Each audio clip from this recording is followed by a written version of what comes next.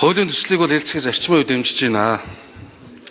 Гэхдээ бид сая өөрөнтэй гишүүн хэлсэнчлэн хуулийн төслүүдийг нэгтгэхэд цааш нь явах нь зүйтэй. Өнөөдөр бид нар орон нутгийн өмч гэхээр орон нутгийн өмчт компаниуд гэдэг ингээд хяналтгүй, өгөөжгүй ийм компаниуд маш их байгаа.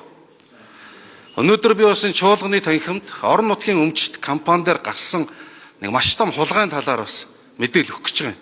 Яаж өмч үнгүүддгийн жишээ. Өвөрангай аймгийн Наринтэй сумын нутагт Баян Тэгийн нүүрсний уурхай гэж уурхай байдаг.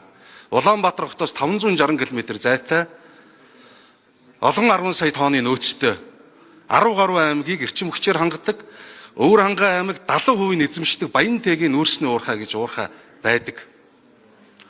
Тэгээ энэ уурхайн хувь хувьцааг Өвөрангайчуудад эзэмшүүлээч гэж сүүлийн 6-7 жил шаардлага тавьж байгаа юм бий байгаа.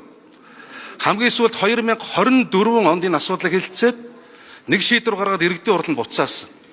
Гэтэл юу болов гэхэд 2024 оны 1 сарын 27-ны өдөр лицензийнхээ хугацааг сунгуулах өргөдлөө өгөх байсныг зориуд санаатайгаар өглгүүгээр өнөөдөр Өвөрангай аймгийн ард иргэдийн 70% эзэмшдэг Баян Тэгийн нүүрсний уурхайн лиценз хугацаа дуусч хүчингүй болсон байна. Бид энэ чинь Улаанбаатарт нэг олон тэрбум төгрөгийн олон сая долларын авилгал хулгай яриад байдаг.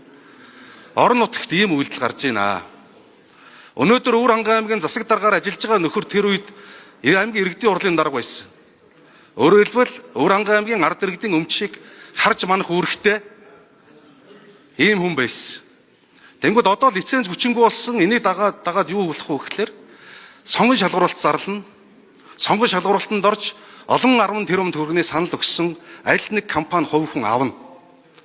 Тэгэхээр би энэ уурхайн лицензийг хүчингүй болгосон үйлдэлийн цаана эсвэл зориуд хийж энэ албан тушаалтнууд орон нутгийн өмч Өвөрангайчуудын ард иргэдийн өмчийг үнгүүдүүллээ гэж харж байгаа.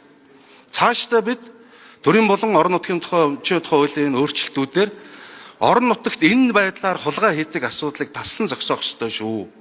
Ажлын хэсгүүдэд нэгтгэх ёстой.